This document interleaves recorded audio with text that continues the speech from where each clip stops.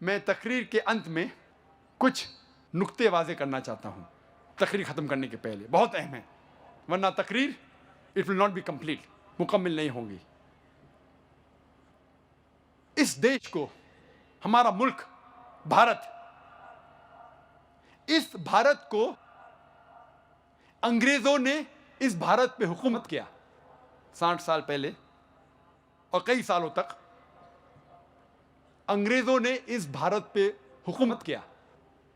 आए थे तिजारत करने के लिए, लेकिन उनकी एक पॉलिसी थी डिवाइड एंड रूल, बंटवारा करो और हुकूमत करो। इसके जरिए हमारे देश भारत पे हुकूमत किया, बर्बाद कर दिया हमारे देश को, लूट लिया हमारे देश को। ये अंग्रेजों ने आए थे तिजारत करने के लिए, लेकिन लूट लिया हमारे देश को, और हमारे तहजीब, हमारे भारत देश की तहजीब को खराब किया।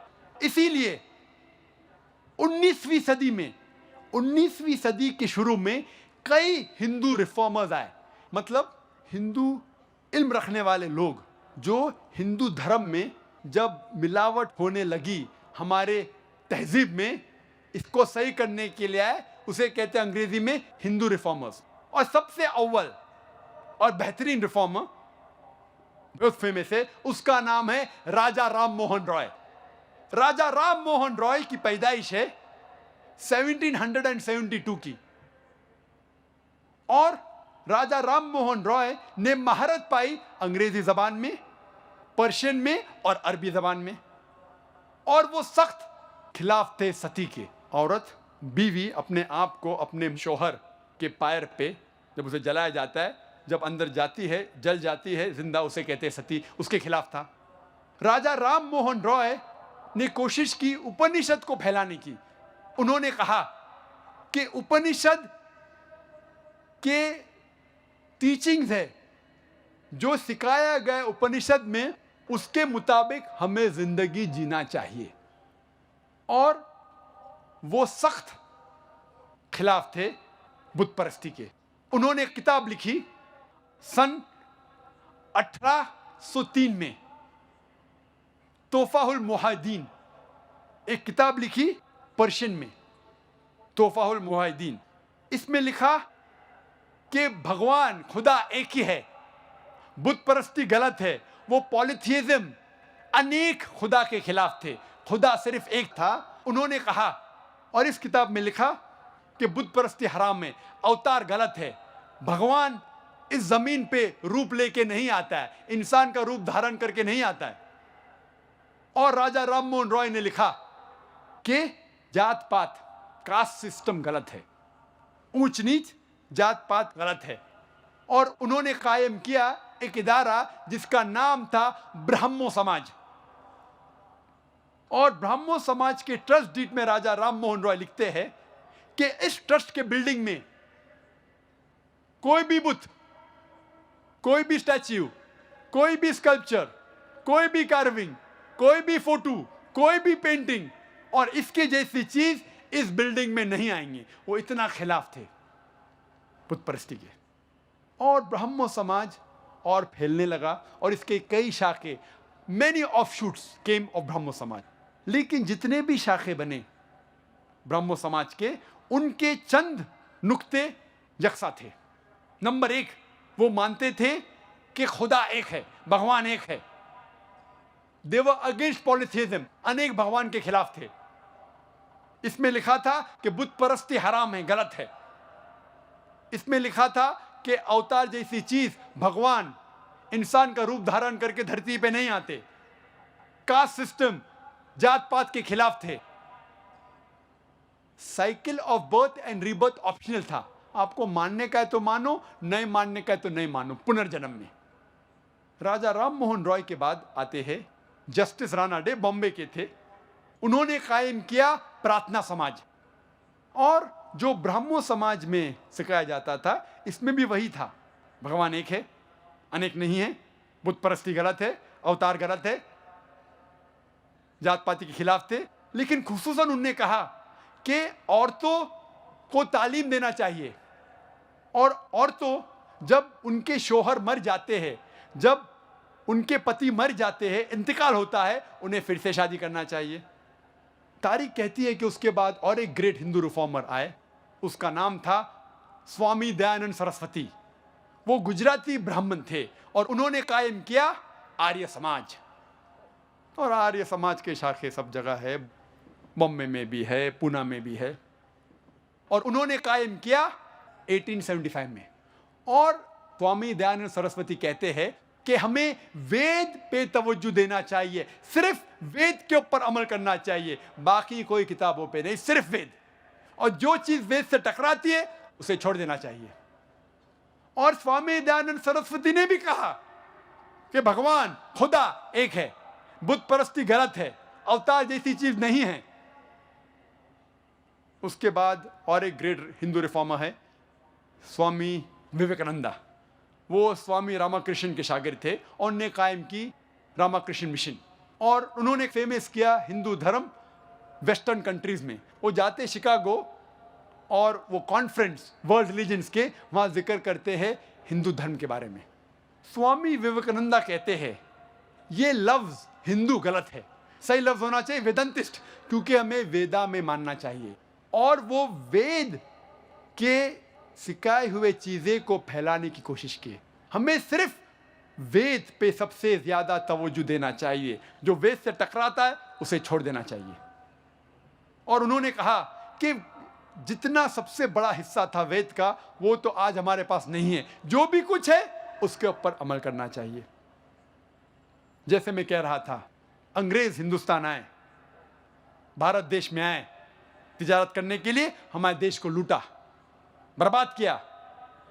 उनकी पॉलिसी थी डिवाइड एंड रूल, बंटवारा करो, हिंदू मुस्लिम में झगड़े लगाओ और देश को लूटो, देश पे राज करो। ये हिंदू रिफॉर्मर्स जैसे राजा राम मोहन रॉय, जस्टिस राणा डे, स्वामी दयानंद सरस्वती, स्वामी विवेकानंदा, ये लोग कोशिश किए कि हमारे तहजीब को फिर से सही करें। और मैंने इनकी किताबें पढ़ी। जो भी कुछ मैंने कहा आज के तकरीर में, मैंने मेरे खुद दिमाग से नहीं कहा, मैंने इनकी किताबें पढ़ी और फिर पता लगा कि ये भी हिंदू धर्म में मौजूद है। लेकिन अक्सर जब ये हिंदू रिफॉर्मर्स किताब लिखे, हवाला नहीं दिए। अक्सर लोग जब कहते हैं और किताब लिखते हैं, हवाला नहीं देते। मैं हूं तालिबे इल्म कंपैरेटिव रिलीजन का, स्टूडेंट ऑफ कंपैरेटिव रिलीजन, तालिबे इल्म हूं तकाबुल मज़ाहिब का। और अक्सर तकरीर में अक्सर 99% जब भी कोई बात करता हूं, चाहे इस्लाम की हो, हिंदू धर्म की हो, ईसाईयत की हो, हवाला देता हूं ताकि लोग को यकीन हो कि मैं जो कह रहा हूं सच कह रहा हूं। मैंने क्या किया, इनकी किताबें पढ़ी और तहकीक की वेद में, भगवत गीता में, उपनिषद में, पुराना में। उन्होंने कहा, ये हिंदू रिफॉर्मर्स ने, भगवान एक है, किधर लिखा है? ने कहा, मैंने तहकीक की। छंदोग्य उपनिषद पाठ नंबर 6 भाग नंबर 2 मंत्र नंबर 1, एकम एविदित्यम, भगवान एक है, दूसरा नहीं। इस तरीके से तहकीक करके मैंने हवाले इकट्ठा किए और ये तकरीर आपके सामने पेश की। ये मेरे दिमाग में से अपने आप नहीं लिखा, किताबें पढ़ी, तहकीक की और आपके सामने। हवाले क्यों दिया? तो लोग समझेंगे कि ये जाकिर मुसलमान है, इधर उधर बंडल मार रहा है। किताबें मौजूद है, हमारा इदारा है माशाल्लाह बॉम्बे के अंदर, कोई भी चाहे हिंदू हो, ईसाई हो, मुसलमान हो, बुद्ध हो, आके देख सकता है, पढ़ सकता है, तहकीक कर सकता है। और अक्सर मैंने जब हवाले दी वेद के दी, क्योंकि वेद सबसे ऊंची किताब, सबसे अहम किताब है हिंदू धर्म में। अगर आप बाकी हवाले भी निकाल देंगे, उपनिषद के, भगवत गीता के, पुराने के, फिर भी मेरी तकरीर तकरीबन वही रहेंगी। लेकिन जानबूझ के मैंने हवाले दिए भगवत गीता के, पुराना के और दीगर किताबों के, क्योंकि ये किताबें ज़्यादा पढ़ी जाती है। हिंदू इस किताबों को ज़्यादा पढ़ते, भगवत गीता को वेद से ज़्यादा पढ़ते। मानते हैं कि वेद ऊपर है, लेकिन पढ़ते भगवत गीता ज़्यादा। इसीलिए मैंने इन किताबों का भी जिक्र किया मेरे तकरीर में हवाले के साथ, ताकि वो लोग भी जो भगवत गीता पढ़ते हैं, उपनिषद पढ़ते हैं, पुराना पढ़ते हैं, जान ले इसमें क्या लिखा है। मैं भी पहले इन ब्रिटिशर्स, इन अंग्रेज के ट्रैप में आ चुका था, उनके फैलाए हुए जाल में आ चुका था। मैं समझता था हिंदू धर्म और इस्लाम में यकसानियत हो ही नहीं सकती, मुमकिन ही नहीं, नामुमकिन। फिर मैंने हिंदू रिफॉर्मर्स की किताब पढ़ी, वेद का मुताला किया, दिगर किताबों का मुताला किया, हिंदू मज़ाहिब के, हिंदू धर्म के, और फिर तकरीर पेश की। हमने, इस देश भारत ने अंग्रेज से तो छुटकारा पा चुका है। We have received independence from the Britishers. अंग्रेज से आजाद तो मिली, लेकिन उनकी पॉलिसी डिवाइड एंड रूल अब तक हम उसको इस्तेमाल कर रहे हैं। अफसोस की बात है, अंग्रेज तो चले गए, अपने गलत चीजें छोड़ गए। हम अब तक डिवाइड एंड रूल की पॉलिसी इख्तियार करते, खुसूसन इस देश के पॉलिटिशियंस। अंग्रेज चले गए, अपनी गलत हरकत छोड़ गए। इस देश के पॉलिटिशियन, चाहे वो हिंदू हो, ईसाई हो या मुस्लिम हो, अक्सर वो मजहब का इस्तेमाल करते हैं, झगड़े फसाद फैलाते हैं अपने वोट बैंक के लिए। इस देश भारत में, सारे जहां में, सारे जमीन में सबसे ज्यादा राइट्स, कम्युनल राइट्स, मजहब के राइट्स, दंगे फसाद इस देश में होते। सारे दुनिया में सबसे ज्यादा अगर कोई भी देश में दंगे फसाद होते हैं मजहब के नाम से, वो है भारत में। और अक्सर जब हम तहकीक करते हैं, इसकी जड़ होती है अक्सर पॉलिटिशियंस। हिंदू और मुसलमान में भेदभाव पैदा करते हैं, झगड़े फसाद करवाते हैं ताकि वो अपनी वोट हासिल कर सके। अब देख रहे अयोध्या में क्या हुआ, गुजरात में क्या हुआ, वोट बैंक के लिए। एक आदमी ने मुझसे कहा, these politicians they add fuel to the fire. ये पॉलिटिशियन लोग अंगार में ईंधन डालते हैं, तेल डालते हैं। पॉलिटिशियंस अंगार में ईंधन डालते हैं, तेल डालते हैं। मैंने कहा नहीं, मैं इस बात को नहीं मानता हूं। आई डोंट अग्री, मैं ये नहीं मानता हूं। I don't agree that politicians add fuel to the fire, the politicians add fire to the fuel. Politicians आग में ईंधन नहीं डालते, ईंधन में आग डालते हैं। ईंधन के कई फायदे हैं, गाड़ी चलती है, प्लेन चलती है, फैक्ट्रियां चलती है, देश का बढ़ावा होता है। Fuel is used for good work. ये पॉलिटिशियंस इस ईंधन में आग डालते हैं और देश को बर्बाद करते हैं। अक्सर एक आर्टिकल आया था 2 साल पहले, दिसंबर के महीने में 2003 में। जापान कहती है कि अगले 20 साल में ये देश भारत, इंडिया सुपर पावर बनेगा। जो देश जो सबसे आगे जाएगा वो है Bharat, India, in terms of power, in terms of wealth, in terms of economic. माली हालत से सबसे ऊंचा होगा हिंदुस्तान, साइंस की हालत से हिंदुस्तान, ताकत की हालत से हिंदुस्तान। हम जानते हैं अंग्रेज आने के पहले हिंदुस्तान सारे दुनिया में सबसे अव्वल था। ताकती लिहाज से, माली लिहाज से अंग्रेज आए, लूट लिया हमारे देश को। मेरी दरखास्त है मेरे हिंदू भाइयों से, मेरे मुसलमान भाइयों से, मेरे पॉलिटिशियन भाइयों से कि आप अपनी मजहबी किताबों का मुताला कीजिए और कम से कम जो यकसानियत है हिंदू धर्म और मजहब इस्लाम में, कम से कम उस यकसानियत पर अमल करो, साथ में रहो और इस देश की तरक्की होने दो। इंशाअल्लाह वेरी सून, बहुत जल्दी हमारा देश सबसे आगे होगा, अमेरिका के आगे, यूरोप के आगे, इंशाअल्लाह। ऋग्वेद में लिखा है, किताब नंबर 10, पाठ नंबर 71, मंत्र नंबर 4 में, they see the words but they see not, they hear the words they hear not. वो देख रहे हैं लेकिन फिर भी नहीं देखते, सुन रहे हैं लेकिन फिर भी नहीं सुनते। देख रहे हैं कि वेद में लिखा है कि बुत परस्ती मत करो, फिर भी करते। सुन रहे लेकिन फिर भी नहीं सुनते। कुरान में लिखा है सूरह बकरा में सूरा नंबर 2 आयत नंबर 18 में, सुम्मुम बुकमुन उम्युन फहुम ला यर्जिऊन, deaf the dumb the blind they will never return to the true path. वो गूंगे, वो बहरे, वो कभी भी सीधे रास्ते पे नहीं आएंगे। अक्सर धर्म के ठेकेदार, चाहे वो हिंदू धर्म के हो, ईसाई धर्म के हो या मुस्लिम धर्म के हो, इस्लाम धर्म के हो, धर्म के ठेकेदार जो धर्म अधिकारी होते हैं, अपने धर्म के ठेकेदार हिंदू धर्म के हो या इस्लाम मजहब के हो, वो नहीं चाहते कि उस धर्म के मानने वाले अपनी किताब पढ़े, क्योंकि अगर लोग मजहब की किताब पढ़ने लगे तो उनका खिस्सा कैसा भरेगा, वो नहीं चाहते। इसलिए मैंने एक तकरीर की, क्या कुरान को समझ के पढ़ना जरूरी है, और वहां कहा कि कुरान को समझ के पढ़ना बहुत जरूरी है।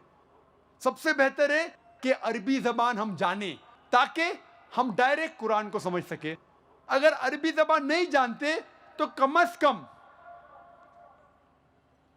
उस जबान में कुरान का तर्जुमा पढ़ो जिस जबान में आपको महारत है। अगर आपको उर्दू जबान पे महारत है तो उर्दू में पढ़िए कुरान मजीद का तर्जुमा, अगर हिंदी जबान पे महारत है तो हिंदी में पढ़िए, मराठी जबान पे महारत है मराठी में पढ़िए, लेकिन कम से कम कुरान का तर्जुमा तो पढ़िए, फिर आपको कोई भी घुमाएगा नहीं। इसीलिए सर विलियम म्यो एक क्रिटिक है इस्लाम का, बहुत स्ट्रॉन्ग क्रिटिक, इस्लाम के खिलाफ है, इस्लाम के खिलाफ लिखता है। फिर भी उसने लिखा 200 साल पहले कि कुरान एक वाहिद किताब है, एक वाहिद मजहबी किताब है जो अब तक इसमें मिलावट नहीं है 1200 साल तक के। आज की तारीख में 1400 साल के बाद भी कुरान में जरा भी मिलावट नहीं। क्यों? एक क्रिटिक, एक इस्लाम का दुश्मन भी लिखता है। क्यों? क्योंकि कुरान नाजिल हुआ है अरबी जबान में, और कम से कम 15 से 20 करोड़ लोग दुनिया भर में अरबी जबान जानते हैं। कोई कुरान में मिलावट कर ही नहीं सकता। 15 से 20 करोड़ इंसान अरबी जबान जानते हैं, लेकिन दिगर मज़ाहिब की किताब जिस लैंग्वेज, जिस जबान में लिखी गई है वो डेड लैंग्वेजेस है, मरी हुई जबान है। Hardly handful of them know, चंद लोग सिर्फ जानते हैं, तो मिलावट करना बहुत आसान है। इसीलिए मेरी दरखास्त है हिंदुस्तान के गवर्नमेंट से, इस देश भारत के गवर्नमेंट से, हिंदू भाइयों से, कि आप संस्कृत पढ़ो, अपनी किताबों का मुताला करो, अपनी हिंदू धर्म की किताबों का मुताला करो, वेद पढ़ो जो सबसे अहम किताब है, और फिर जानो उसमें क्या लिखा है।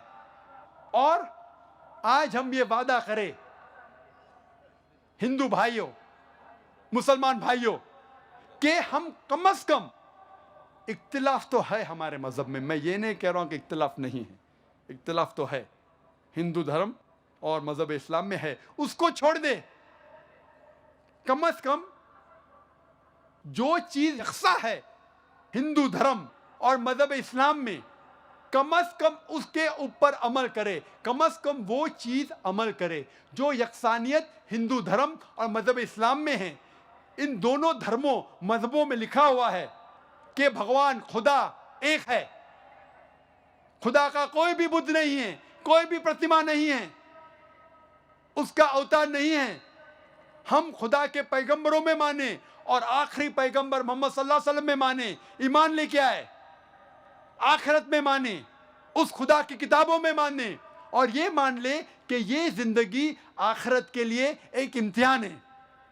इंशाअल्लाह हमारा देश तरक्की करेगा, ये दंगा फसाद बंद हो जाएगा और हम आखिरत में भी सफलता पाएंगे। मैं तकरीर को खत्म करना चाहता हूं कुरान मजीद की आयत से। सूरह यूनुस में सूरा नंबर 10 आयत नंबर 108 में अल्लाह ताला फरमाते हैं, अब सच्चाई हक आप तक पहुंच चुकी है, अगर आप इसको मानेंगे तो आपके लिए बेहतर है, अगर इसको ठुकराएंगे तो आपका ही नुकसान होगा।